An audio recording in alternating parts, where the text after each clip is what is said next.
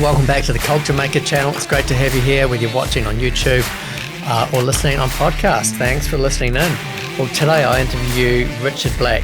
Richard is from mindhealth.org, and this is a conversation about mental health for men.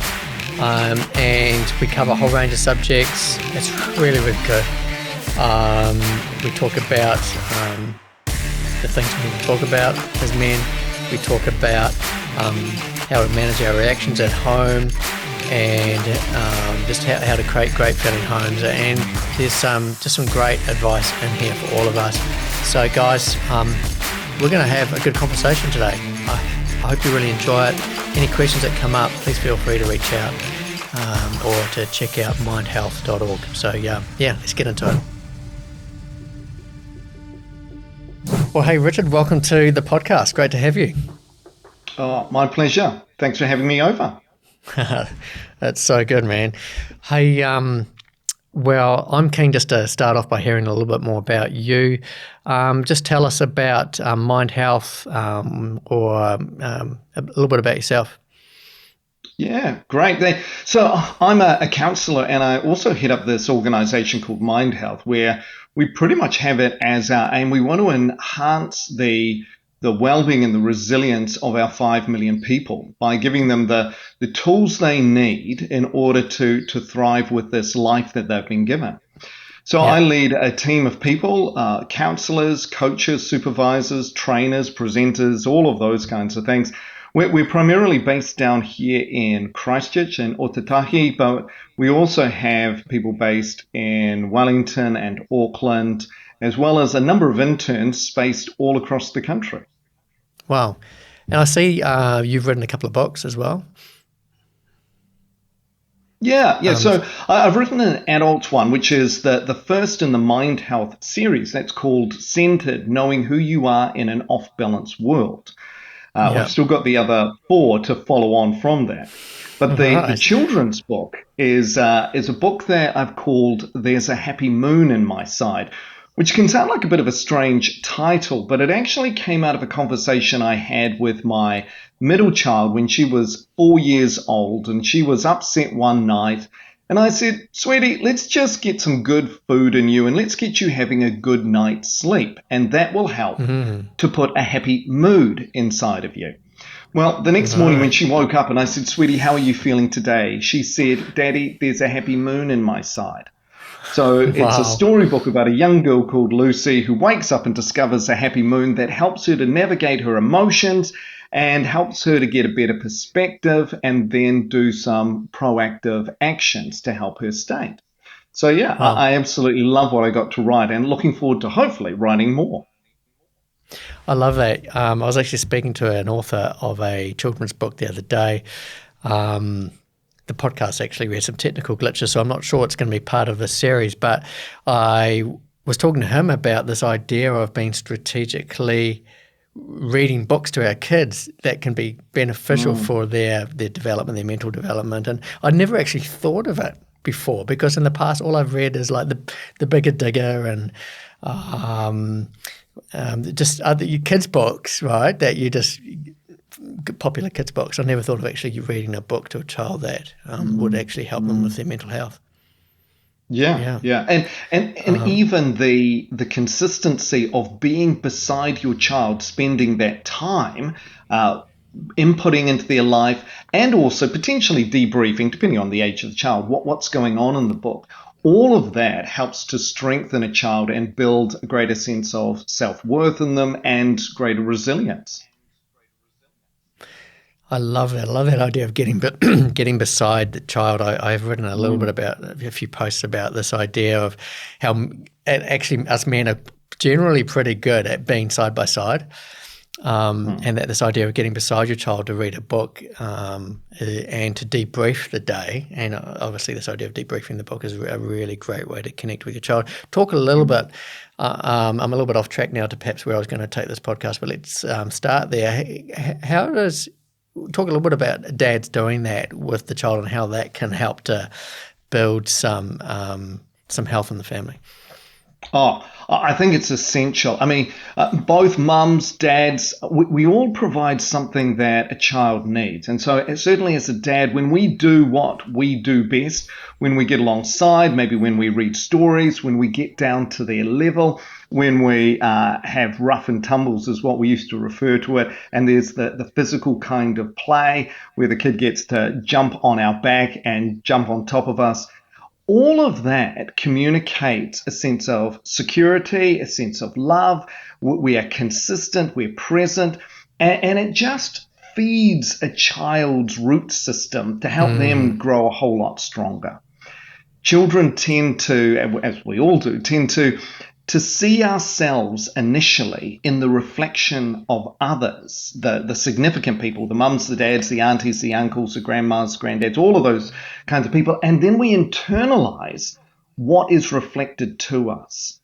And when there isn't a person present, when there's an absence, whether there's no mum in the home, there's no dad in the home, or they're just emotionally unavailable, that also reflects something to the child. And so dad's being involved, dad's lying on the bed, reading a story, getting down, playing the games, all of that helps to reflect something healthy to the child. You are important, you matter, I provide security, I provide safety for you, the world is okay. I'm in control in one sense, so you don't have to be in control.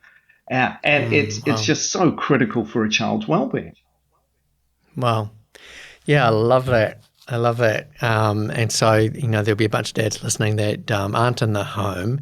But if you are in the home, gosh, we can still, even when you're present, it's easy not to be present.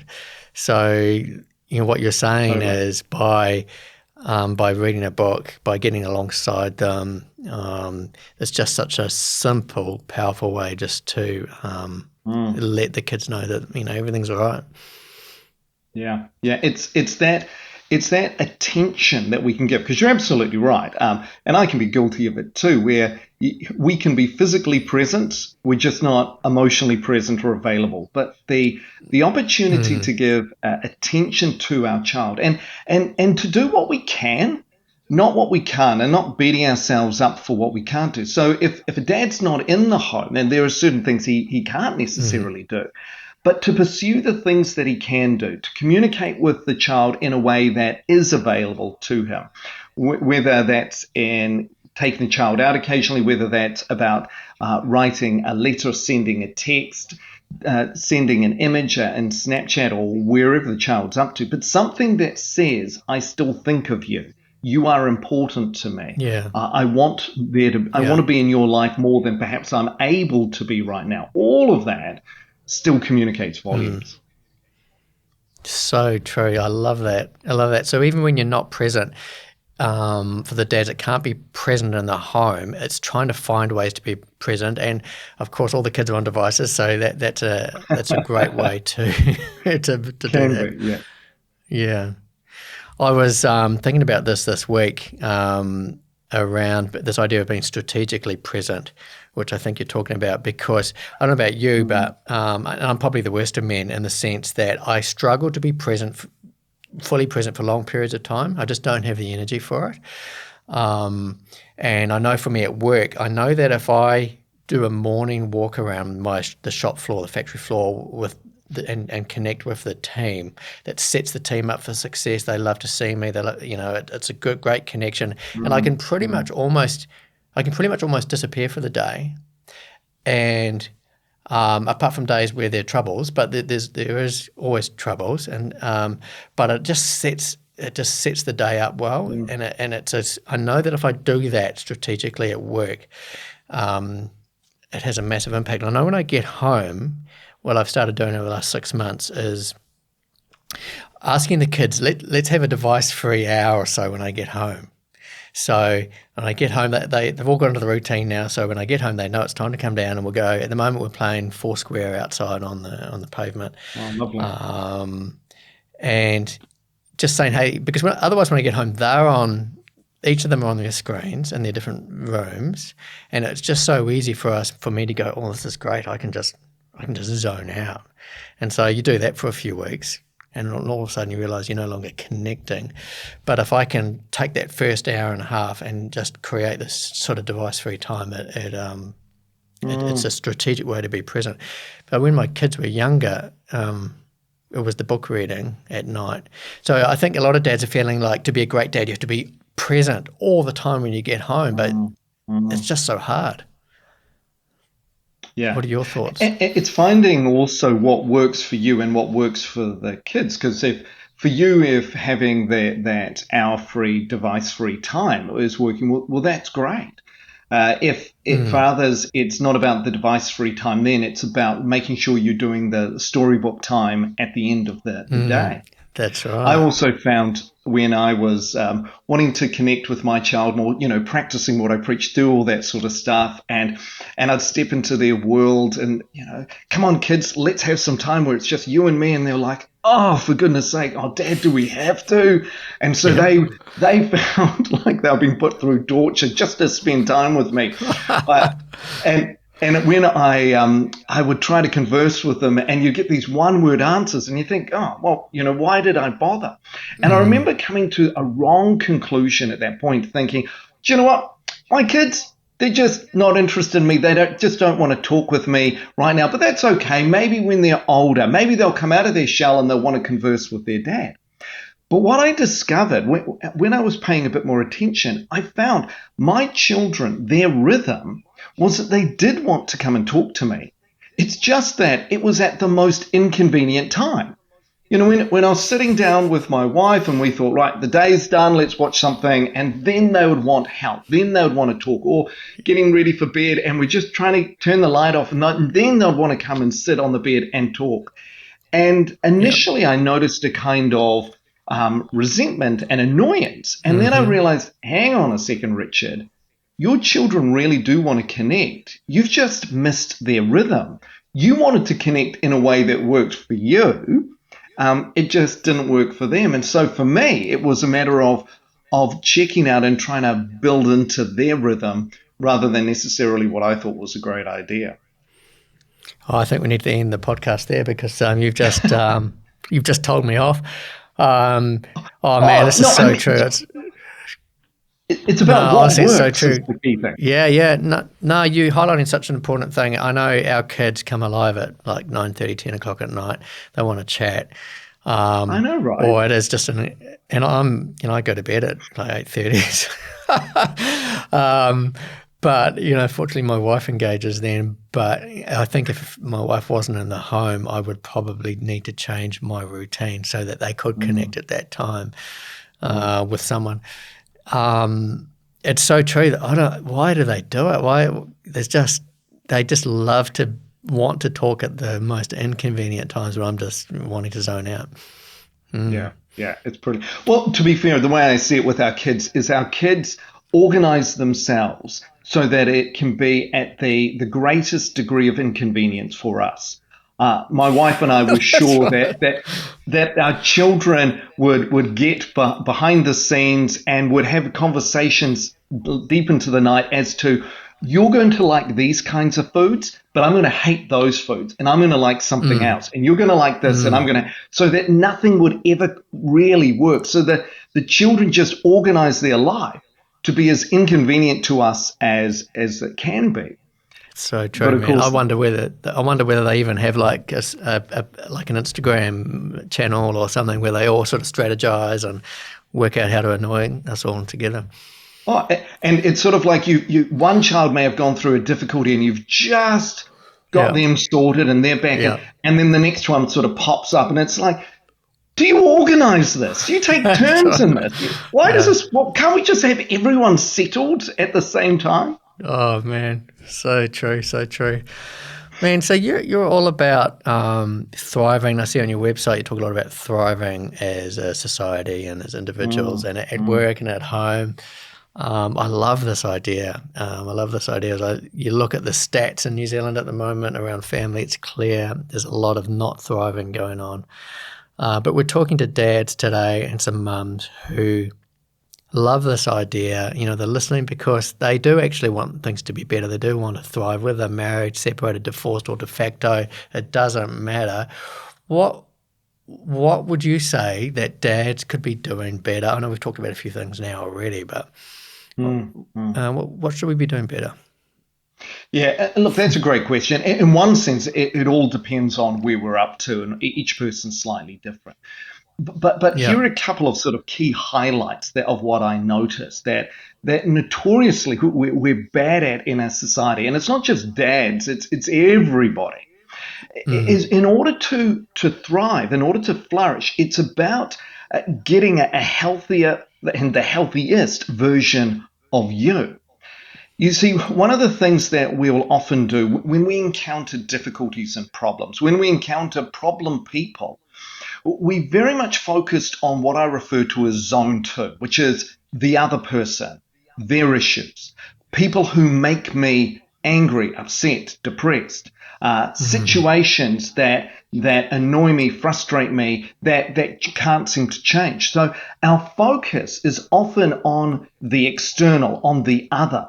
And certainly that they will be significant contributing factors. But the thing is, when our focus is on the other, well, we can't control the other, be it a person or a certain circumstance or an event.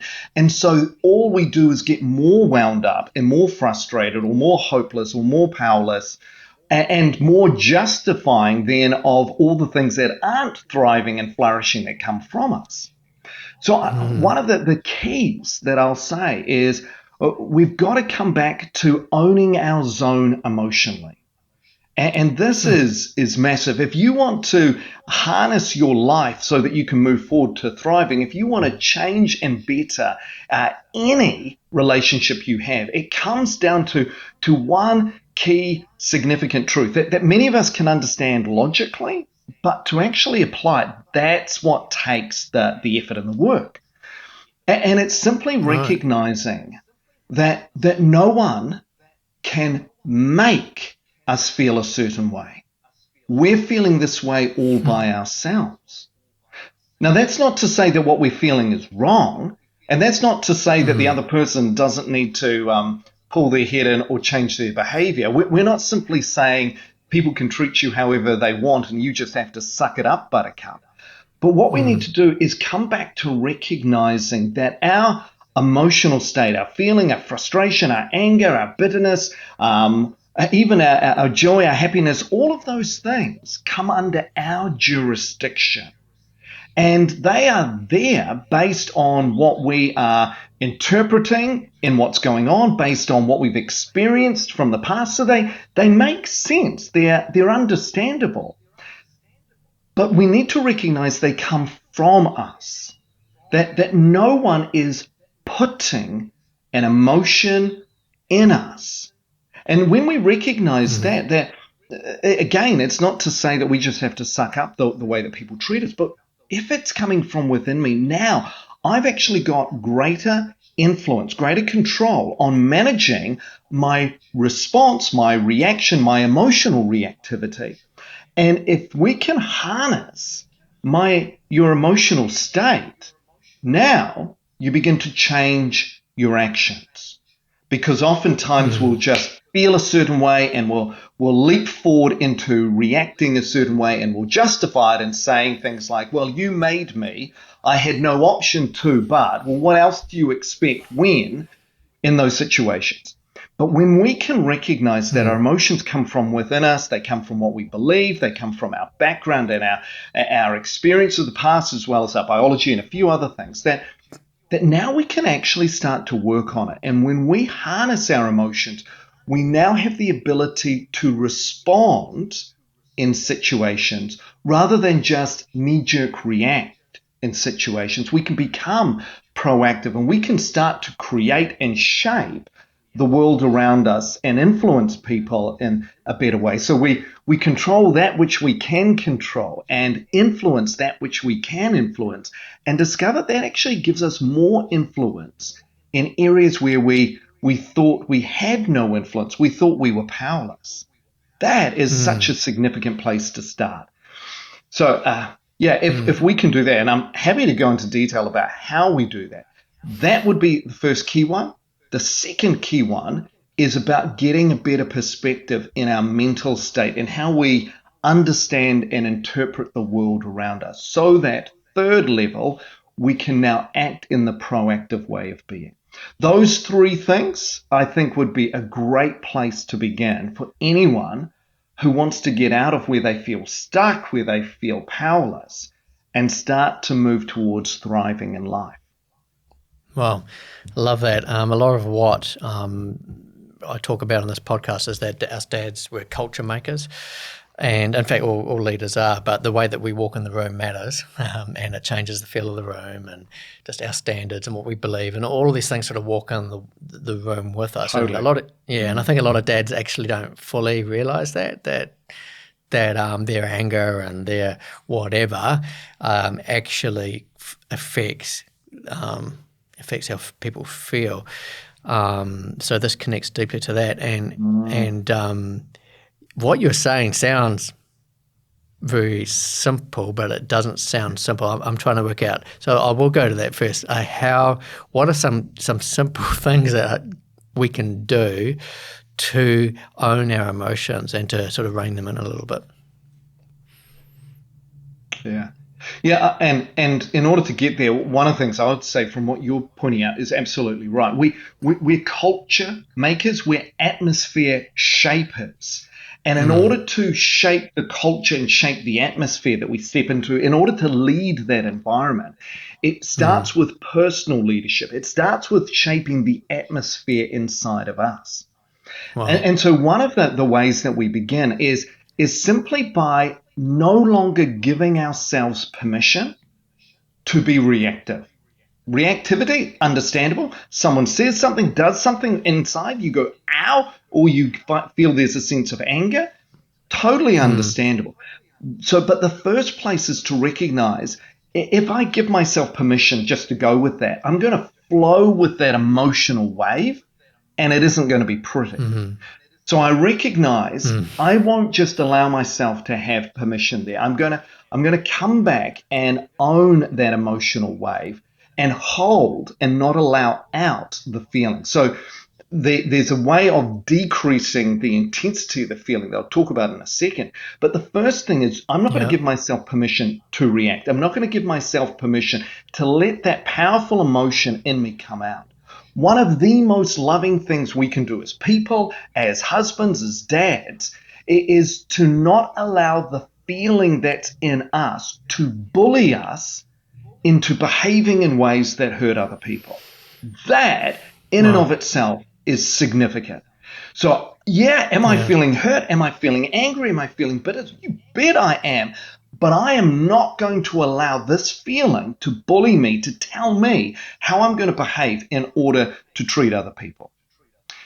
So in order to do that, one of the things I work with people about, I'll do something like, you feel this feeling inside. There are two things or a number of things we can do to work on it. But one thing I want you to think about, when you feel the intensity, this anger, this bitterness, this hurt, and you think about the way it tastes inside, and you think back in your life, when else do you remember feeling this way?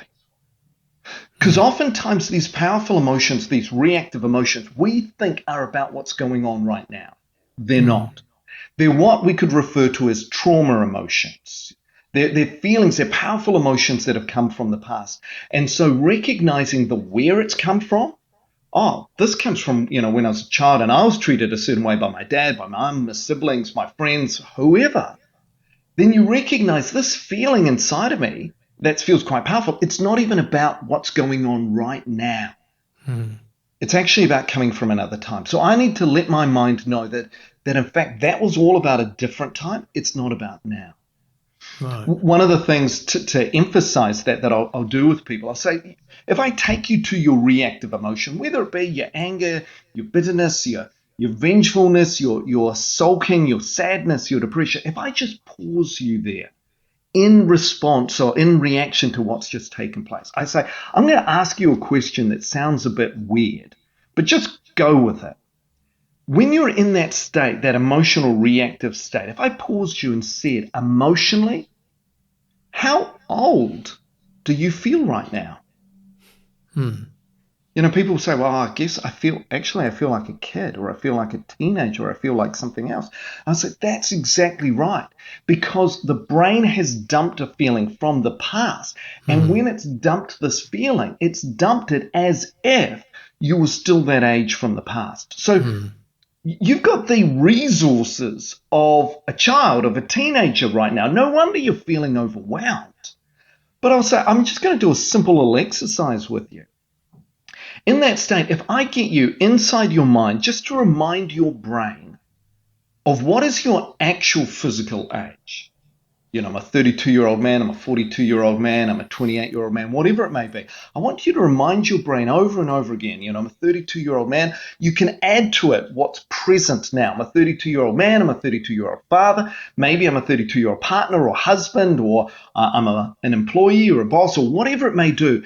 You may be that you do, and focus on your actual physical age. I'll say now, when you think about your actual physical age that you are, I'm a 32-year-old man, and you're really clear about that, and I bring you back into that difficult situation.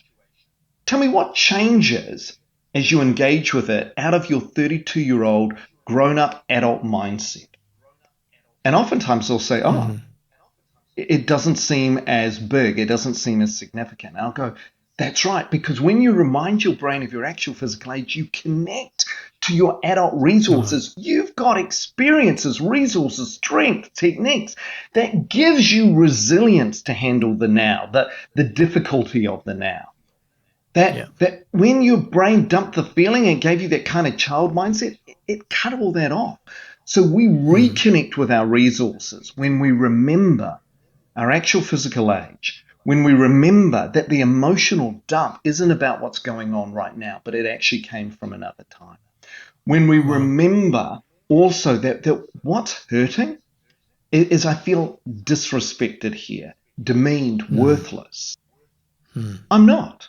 When I can correct my perspective, and oftentimes in my adult mindset, it helps to dial down the intensity of that feeling. And of course, this doesn't just happen in a one-hit wonder. Those are just a few sort of initial skills. We may need a professional to help us sort of dial it down significantly. Yeah. But the other thing Sorry. Yeah, go for it, mate. Oh, I was just going to say Oh, no. You go. I was going to say the other thing that we need in order as a technique is we've got to have alternative go-to behaviors. If you know the pattern that you usually do, you get wound up, you get angry, you get sad, you get depressed, you shut off, you shut down, you blow up, you yell, you do whatever. Those are the patterns of what you know to do. It doesn't work for you. It never brings anyone closer. It never is successful, but it's what we keep doing. Until you've got an alternative go-to pattern, we'll just keep going to this. So we want to dial down the powerful feeling, but we also need to rehearse new things, new behaviors. And so I'll say to a person, in your 32-year-old adult mindset, what would you do differently?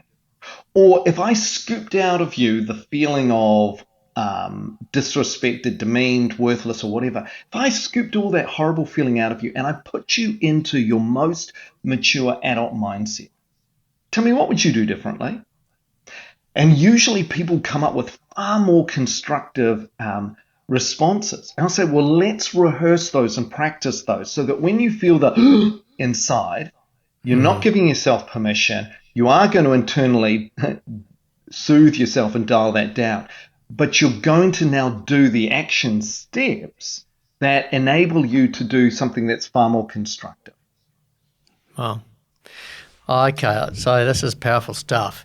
Do you think, I'm just thinking of a scenario just happened to me on Sunday, where I'll say one of my daughters. I've got a few daughters, so I'm not giving you any names, but it was just around an ideals. As they get older, I find I get most of my rage inside comes from as their ideals start to shift from mine. And I was trying to have a conversation about it, and because she wasn't listening and she still withheld her ideals, even though I thought I had quite a strong, quite a positive viewpoint to bring to it, I felt a huge amount of disrespect from that time. And in fact, I think my greatest issues are when I feel disrespected or disrespected. Do you think, is that just a me thing, or is that a guy thing, or is that just an adult thing?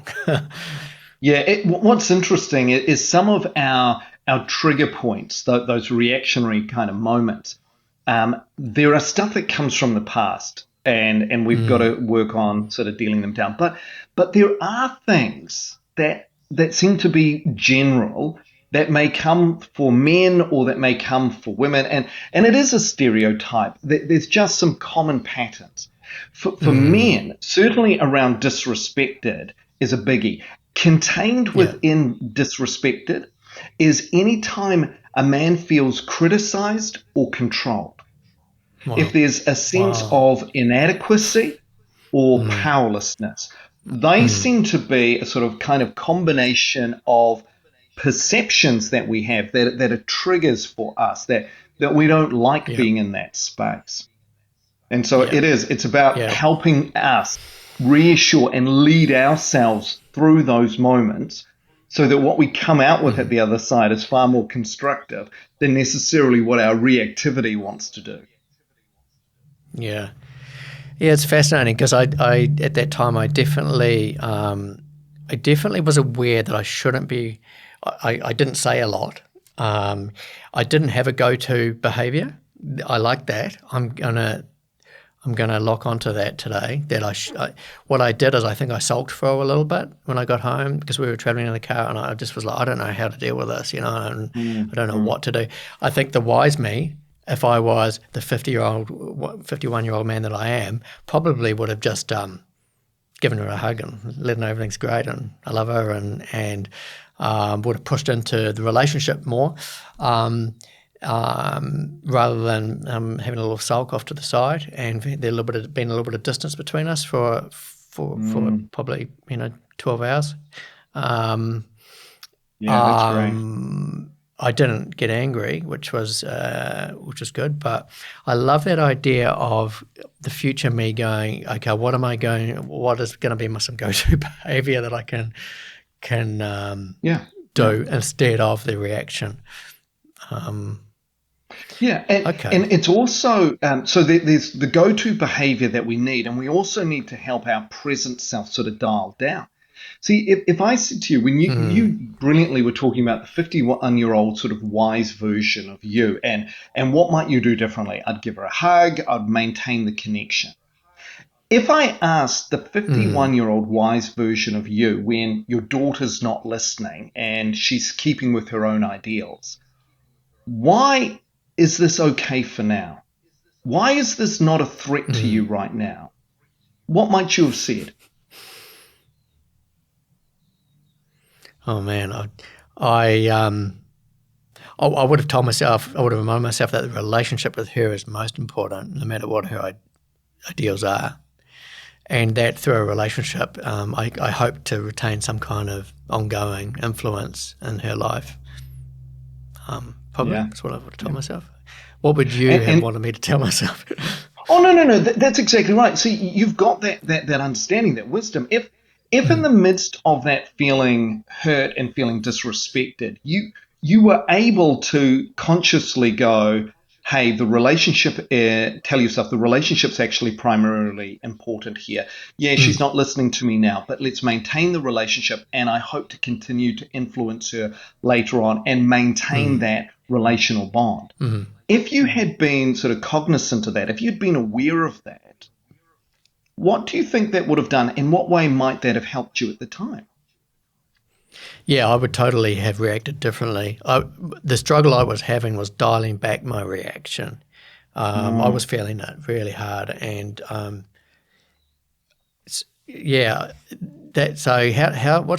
what can dads do? Like, I don't have a big anger problem, but I know a lot of the guys that are listening do.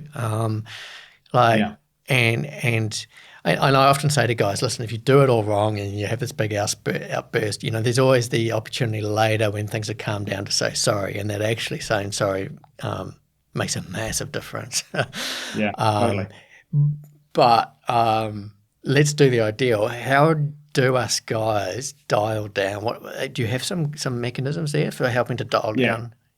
So there's a few here. One of the things is that I'll always say is is when you have lost it, like you said, you apologize and you do all that and you make amends. But I'll say, let hindsight be your teacher. When you've lost it and you're thinking back, let's use that. What set you off? What triggered you? What would have been helpful, like I did with you just now? What would have been helpful to have reminded myself? Why was that not as big a deal as I was making it out in the moment? What would have helped me? So you use the times when you feel like you've lost it to learn from it so that you can grow and be better armed, better prepared going forward. The other thing that for us as guys that we need to recognize is when we get angry, why do we get angry? Anger as an emotion is a secondary emotion. It's a protective emotion. And when we feel angry, we can feel really empowered. Like if you'd gone to an anger response over your daughter, it would have been I'm not going to put up with this. How dare you not listen to me? How dare you not respect me? So therefore, I'm going to summon all of this anger energy to do something. And potentially you could yell. Some, unfortunately, then hit. Some do things physically as they were driving. And all of that is absolutely devastating. But it's recognizing this one key insight, that when you're angry and you're starting to feel empowered, recognize this is a protective emotion. When I'm angry, I'm actually at my most insecure. Wow. Because if I wasn't insecure, if I wasn't threatened by something, I wouldn't need this protective emotion of anger. So it's important to recognize what underneath my anger, what am I feeling insecure about? Now, guys tend not to want to go looking for something that's insecure. I'm not insecure, I'm just angry. What's the guy talking about? That's right. But underneath the anger, what's the thing that you don't want to feel? What's the thing that you don't want to tolerate? And the other way of looking at it is, under my anger, why am I angry? Because I feel threatened in some way. So why right now is this not a threat to me? Why is the fact that my daughter, my son has just given me lip, has given me disrespect, why is that not a threat to me? When they don't seem to want to spend time with me, they don't want to take my advice, and I want them to, why is that genuinely not a threat to me? It's not where I want to leave things. I certainly want to influence. I certainly want to have more influence with my kids. I certainly want to do the best that I can with my kids. But why is it not a threat? So let hindsight be your teacher and work out things from that to help prepare you for next time so you don't need to get angry going forward. Recognize I'm not getting as empowered as I feel like I am. This is me being insecure right now. So what's hurting? What's insecure? Where do I feel like I'm under threat? And why is this no threat to me? And of course, do the other things that probably you've heard of before, which might be to remove yourself physically from the situation, to take some deep, slow breaths.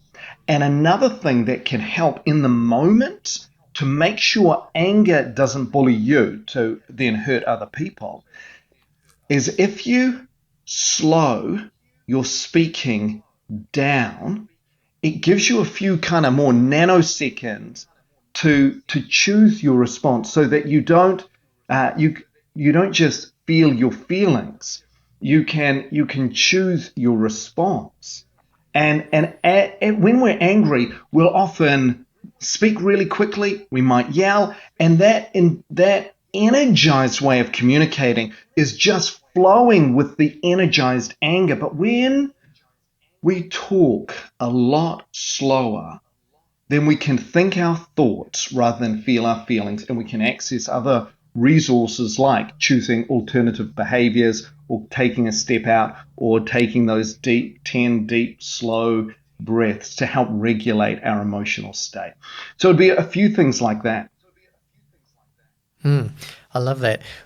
Do you have any any generic. So when a guy's asking himself that question, why is this not a threat to me at the moment? I know that's a great coaching question, which is a very individualized question for an individual situation. But just on the off chance that you had like this incredible sort of solution to all dad's issues that they're ever going to have in life, you don't happen to have like the answer there, that 3 or 4 things that guys can memorize? Well, yeah, and you're right. It is individualized. But like what we've talked about so far, I mean, one of the things is, why is this not a threat to me? Because this is not my only chance to influence. Why is this not a threat to me? Because I'm not a teenage boy. I'm a 32-year-old, 51-year-old, 49-year-old man. Why is this not a threat to me? Because the relationship is far more important than winning this issue right now. Why is this not a threat to me? Because actually I'm bigger than this. I'm more mature than this. Why is this not a threat to me? Because when I've got a chance to dial down and calm down, I'm going to come up with much better solutions than what I've got in the moment. So rather than stepping in and dialing up, I'm emotionally or physically going to step back and give myself space and dial down. Perfect. That's great. A great answer. I love it. Honestly, that's the stuff I tell myself all the time. The relationship's most important. I'm convinced that every man on earth who has kids, what they want, even though they might want a new car or a boat or the girl next door, what they really, really want at the end of the day is a great feeling home that their kids enjoy coming home to. That their adult kids enjoy coming home to. And I've remind myself of that in those moments often. And I'm going to listen back to the podcast to hear some of the other things you said as well. Those are great points just to help control to make us feel less attacked. Or no, you worded it differently. It's also recognizing, it's also recognizing where are we up to in the stage with our children? Because to start with, when they're really small, we just tell them the rule. And that's what they have to sort of do and abide by because they can't understand more. When they get a bit older, we tell them the rule, but we also give them a reason behind it. That's right. But then when they get a bit older, we do the reasoning with them. And then when they get older, we actually coach them in their responsibility here. That's where, and it's so unfair that as our kids grow, their values, the things that are important to them tend to move away from necessarily what ours are, and it's just wrong. But it's in those spaces to help the child to be able to reason through their responsibilities and to coach them through that. So if we're still trying to be a dad to our 19-year-old son as if he's a 2-year-old, it's not going to go well. So we also got to know which stage we're up to with them. Correct. Yeah, that's very true. And bang on to what we talk about a lot on this show. So yeah, that's fantastic. So, okay, so let's say there's some dads out there that they just need some help. Like they need someone to talk to. They haven't got people they can talk to. How can your organisation help? How can these guys, let's say they're in any part of the country, are there individuals, counsellors that they can talk to in a way that's meaningful? Yeah, absolutely. So on our team, we have a couple of men that they can talk to who are counsellor trained. So Steve Gwynn and also Chris Dalglish, that they can talk to them via online, via Zoom, via the phone, as well as turning up in person, whether you're in Christchurch or you're in Auckland. And they can help to coach you through the thriving techniques and help you to regulate what's going on inside of you so that you're leading you first, so that you can then lead in your home life and your work life second. And so if you want help, just check out mindhealth.org. You can see the people that we've got available. You can click the book appointment button and set up a session. That's fantastic. And so that can be done via an online session? Yeah, we do a lot of online, both around the country and even overseas. It seems to be the way most things are working these days, and it's just great. Fantastic. Well, I'm definitely going to encourage the men listening to this to do that. I know in this series there's been 2 other episodes now where the men are basically saying, hey, you need to, as part of things, you need to find someone to talk to.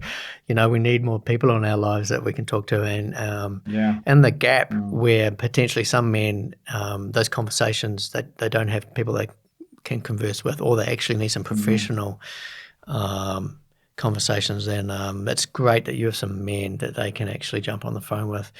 That is fantastic. Hey, as we wind up, Richard, I haven't told you about this question, so hopefully you'll be able to answer it. It's a fairly simple one. Out of all the things we've talked to or things that we haven't talked about, what would just be a final finishing thought for dads that are looking to create an environment at home where people are thriving? What would be one thing that you would want to remind them of as we finish? Yeah, that's great. One of the things I'd say is parenting and being a dad isn't easy. Start by being gentle on yourself. Don't start from a position of beating yourself up, of shooting on yourself, of condemning yourself.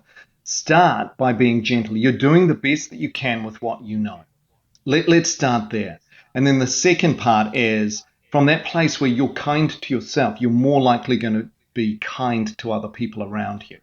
So be kind to yourself and work out what are the other resources that I need, whether it be talking to somebody, learning something, reading something.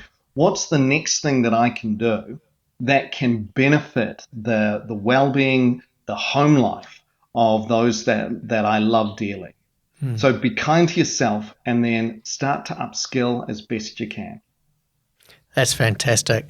Honestly, Richard, this has been a fantastic conversation, really helpful. I appreciate that you've taken your time. Obviously, you're a businessman with your own business and so on. You probably need to be making more time for writing books 3, 4, and 5, or 2, 3, 4, and 5. So yeah, hey, thanks heaps, and look forward to catching up with you again sometime. My pleasure. Thanks, my friend.